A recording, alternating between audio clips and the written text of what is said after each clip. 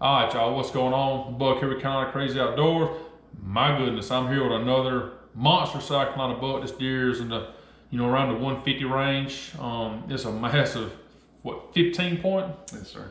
It's a grown deer, man. It's got so much character, and I'm pretty sure this deer is probably going to be in the, maybe low 140 range after it's all said and done.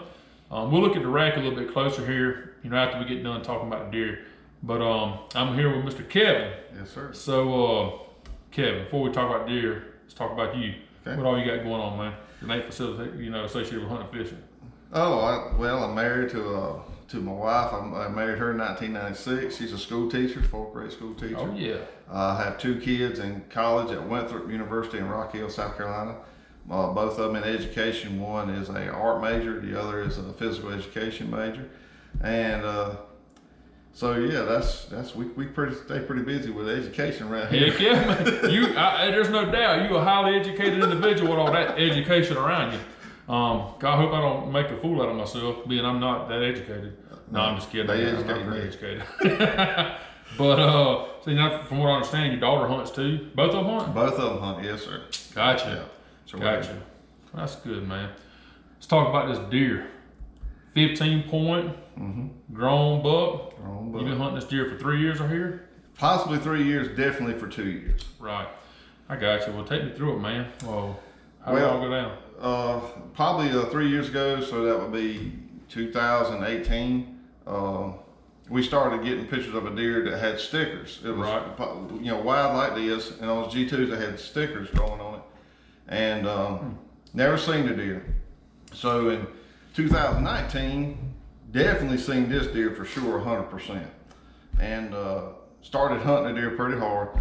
And you know how it is with hunters and cameras today. I wasn't the only guy hunting this deer and knew about this deer. So a lot of us in this block were hunting this deer, and just never had a set pattern. He never showed up at the same stand twice. He never showed up at the same time. Evening, mornings, midday, it didn't matter to him. And going on through the season, you hope after the season he made it. Well, I always run cameras a little extra. I know a lot of hunters probably do, and they're trying to get an inventory if a buck made it or if it didn't.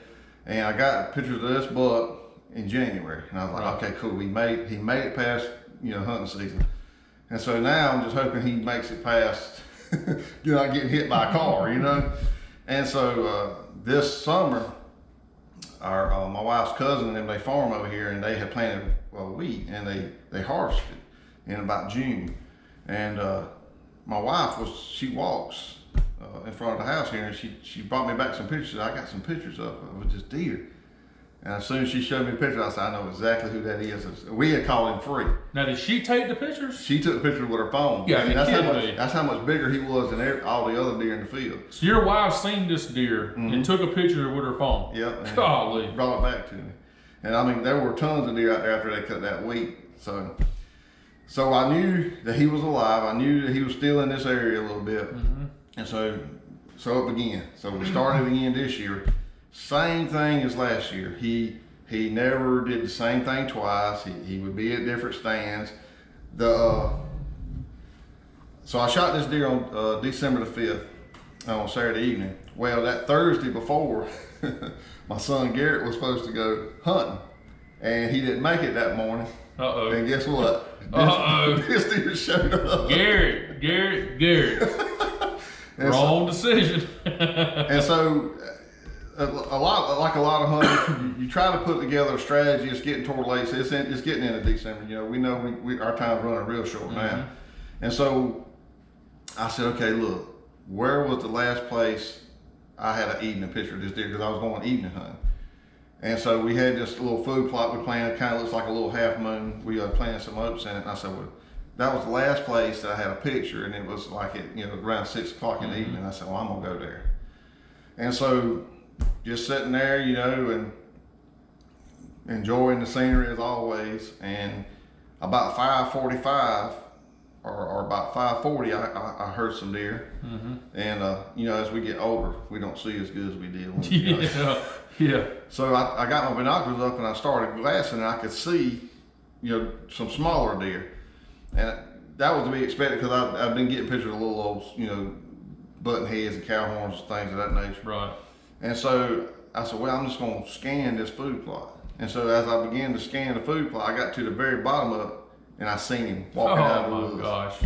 And so from that point, I just dropped the binoculars because I knew, wasn't no doubt. Mm-hmm. And laid my gun on the rail, waited, and was pushing for time because it was about 5:50 then. And getting late, man. Make it happen. And he was straight on to me. And when he put his head down, I put the crosshairs right on his neck. And when I shot, I knew as long as I made a good shot, it would be instant drop. Confidence in your shot, man. That's it. My dad's the same way. I'm gonna tell you right now, when he pulls the trigger on a deer, you can bank on it. I mean, you can bank your money on it.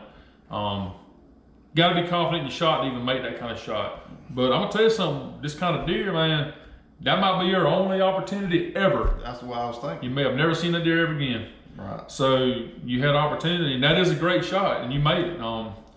But that's like this. There's people that shoot it on broadside and can't make the shot. So when you're confident in your shot and you made that shot, that's right. Kudos to you, bro. Appreciate it. Yeah. So when you made the shot, he fell in his tracks. Right there. Obviously, backbone doomed. Yeah, horn sticking a mile up. I knew. My dad, hold that right here for a second. My dad always says, my dad shoots him in the backbone every time. He said it ain't nothing better than when you look in the cooler and that backbone looks like that. You know what I'm saying? I know that's right. He makes some backbone shots. They don't run nowhere. No sir, that's it. He ain't had a deer to run, and I can't remember when. Now me, I'm confident, but I always shoot him right there in the hard lung area. So he drops in the track, man. So did buck fever set in before or after the shot? I'm gonna be honest with you. I don't know, man. If it's I'm 47 now. I mean, it's not nothing. I ain't bragging. I'm just. When I seen the deer, I knew.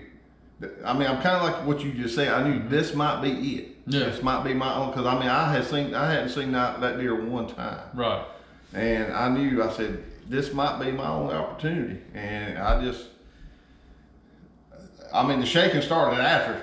You know what I'm saying? But people say, you ought to be excited. I said, you don't know how excited I am. Yeah, exactly. You can't explain it. Shot a deer of a lifetime. Oh, yeah.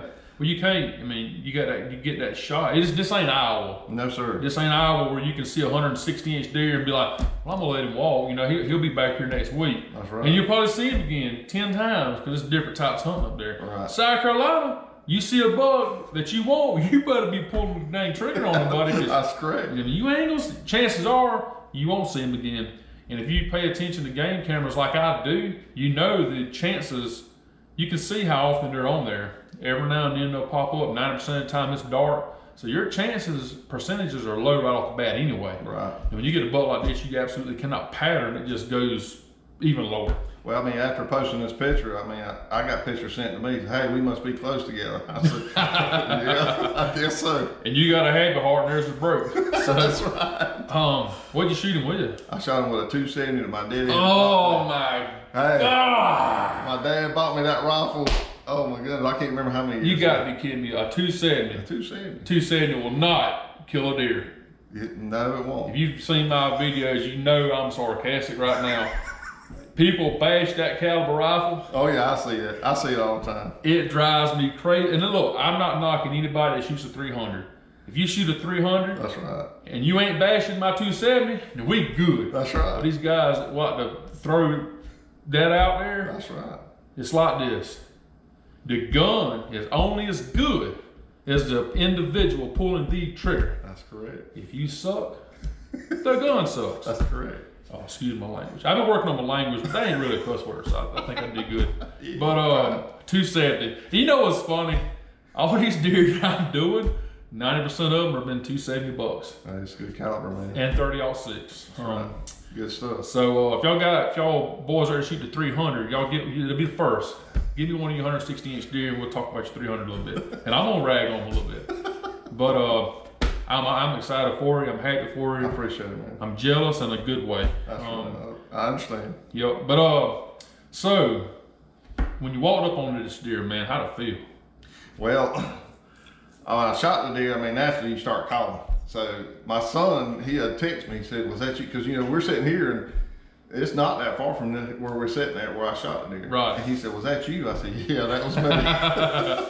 And he said, do I need the 4-wheeler? I said, yeah, we're going to need the 4-wheeler. And I didn't even walk up to the deer. I waited till he got there because we were both hunting him. And I wanted to share that moment with him. And, that's good, man. And he drove up and we walked down there. It was hugs and, you know, high fives and laughs. And he was just as happy as me. It would have been either way. I'd have been just as happy for him as he would have been for me. Absolutely. So. Memories being made, right, buddy? That's right. That's great, buddy. So, yeah, but when you walk up on it, it was just, I mean, like I said, like I told you when we met earlier, I'm just an old country boy like everybody else. You know, you had me with a 15, 16 inch, sometimes with a 14 inch, you know? Yeah. And it's just, this deer just happened to be in my life. And when I walked up on it, I was just in awe of how awesome he was. You know? Yeah. Just like I told Mr. Donnie, old timer with his long gray beard. I just left there a minute ago. I'm like, these deer like this don't come along. No, sir. I mean, you lucky, very lucky to get a shot on a deer like this. And he made it happen. And I'm happy for him, buddy. Oh, yeah. You could tell he was excited. I know he See, you still can't believe it. That's a good thing. But from what I understand, these deer wouldn't kill far apart. No, they're not. He's just right across the creek over there. Woo! So. I'm gonna have to come up here and trap some of these darn does or something. Hopefully they already got some genetics in it and let them come drop them phones on my woods. That's right. That's right. Lord. That's right. I mean, I've always heard, you know, the upstate's got some monster deer. Low country's got big deer too now. Yeah, they do. Now, you know, I heard the upstate, you know, and as of right now, I'm gonna tell you right now, buddy, the upstate's killing some grown bucks. That's just it's fine. awesome deer. Fine deer. Well, that's good, man. Well, I'll tell you what, I'm gonna get a closer view of this rack. I'm gonna move it around the camera. We're gonna look at it a little closer and show it off a little bit. Here, you go, hold it right there. Okay. All right, y'all, we're gonna take a closer look at this deer. I'll hold it now, look right there. This deer's got some serious main beams forever. Look at that right there. Look at the character of that thing. I mean, this is gorgeous deer, man. Now there's a little broke, but it's still awesome. Good brow tines. Just main beams, main beams, main beams. Look at the character. Turn it around a little bit. Look at that. That's just a bruiser, buddy. Bruiser. Let's see, the turn around backwards. There you go, right there. Look at that. Can you imagine looking at that running away from you? That would be a heartbreaking situation. Man. So like I said before, man, pictures are great, but until you get the story to go with it, I love hearing these stories. I said it earlier, man, these hunters deserve to tell these stories because I love the stories more than I do the deer sometimes. And, oh, listen, what was that? And these deer deserve to be told about. So, all right, awesome. All right, y'all, we're gonna wrap this thing up. As y'all can see, this is an incredible deer. I love showing y'all these deer. I mean, people don't realize we got some grown bucks in South Carolina. Yes, we do. And we've always had them, but we got this thing called social media now. Because I know back in the 80s and 90s, there was some monster deer killed. Yes, sir. My dad's a taxidermist. He don't want me to tell nobody that. Y'all forget that. Dad, stop. But I see deer that gets killed in South Carolina. And I've been around to these taxidermy places as well. And there's some hammers dropping in South Carolina right now. So we keep this up, buddy. I mean, who knows? This might be the next Kentucky. Because, you know, Kentucky was just like South Carolina at one point. And now it's a major state for big deer. Yes, it is. But anyway, you got anything you want to say, brother? The only thing I want to say is, man, we as hunters, we got to start sticking together. You know, you see stuff on social media. I seen something the other day on a hunting site, and they were bashing crossbows. I mean, listen, guys, we got to start supporting one another. Me, myself personally, I'm not a dog runner, but I support my brother that is a dog runner. You know, and I'm happy for him if he shoots a deer. You know, we got to start supporting one another in the hunting world, because I'm telling you, we're under attack. If you're not noticing what's going on in the media today. Absolutely. But hey, man, support your brothers, and you know, don't talk about. You don't never know when you might need a crossbow, or you might have a disability, and that might be your only chance to enjoy archery. So you know, hey, far as the caliber goes, y'all can have it that all y'all want to. I'm gonna shoot my 270 and I'm gonna be happy with it. But hey, whatever makes you happy, just support one another and the brother and sisterhood of hunting. That's it. I'll add to that. You know, you talk about the crossbow thing. You know, it don't even matter if it's a handicap situation. If you like a crossbow and you like shooting a crossbow, then help it. I've killed deer with a crossbow. I mean, that don't mean I can't shoot a compound bow. That's right. I've killed deer with a compound bow. That's right. So, like you just said, I mean, there's all different types of hunting. As long as it's legal, have at it. That's right. You know, but I like hearing you say what you just said about the dog hunting. You know, I do a lot of dog hunting videos, and I'm gonna tell you something. These guys do the best they can do. This ain't the 80s and 90s. When things, I'm sure, was not like it's supposed to be. And a lot of these guys will even tell you that. Mm-hmm. You know, there was bad things going on. But I'm going to tell you, for the most part, I've been to about every club in South Carolina. And I've been to them in Georgia. And now I've been to them in Alabama. These dog clubs are doing everything they can that I've been to do the right thing. And they got awesome tracking systems on these dogs. And I'm going to tell you right now, when that dog gets close to a line, they tone them dogs and it's over with right there. So you got to give them credit. I mean, and you can't call me a biased dog hunter, because I'm not a dog hunter. I'm a 90% still hunter. Right. So, you know what I mean? That's what I like being in my situation. I'm for it all as long as it's legal. That's right. So, you know, give them some credit, man. They're doing everything they can to keep them dogs off your land. So, and I'll add to this and I'll be done. Join them. If you got land that's near them, join them. You don't know the fun you're missing out on until you hear them dogs coming. Because I own 10 acres in the middle of a dog hunting club. I have a blast I love it. When I hear them dogs coming, my shotgun's in my hands. I love it. Ain't nothing like hearing them come. All right, y'all, we're gonna throw this in there real quick. We got to talking, and tell me about this deer right here on the wall. Okay, well, this deer was killed. I was still hunting one morning with a friend of mine, and no doubt this deer came running through because of dog hunters. So I was a recipient of the dog hunters one morning still hunting. So that's why I say that we got to get along. There's a lot of people that are recipients to it, but they won't tell you that. Oh yeah, they won't tell you. I appreciate them. Yeah, that's a dang nice one there. Nice one. And look at that funky right there. That is wild there. I appreciate you allowing me to come up here and see this awesome deer, hear your great story. So, you good? Yes, sir, I'm good. Y'all have a good one and stay safe. And like you said, man, respect your brothers and sisters out there hunting. You know, we all trying to enjoy the same thing, and we might have different styles, but we all need to respect each other. That's right. And y'all have a good one.